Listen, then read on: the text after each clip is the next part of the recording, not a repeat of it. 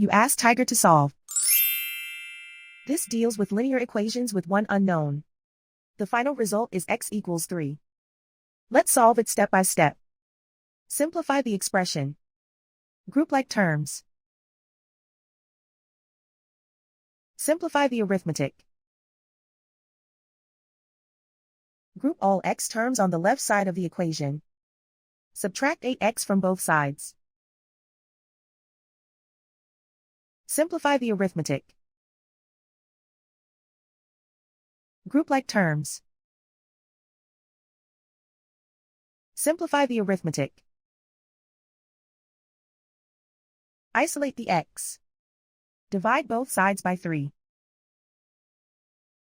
Simplify the fraction.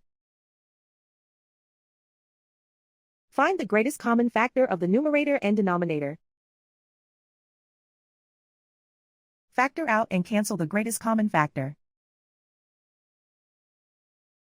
And so the final result is x equals 3.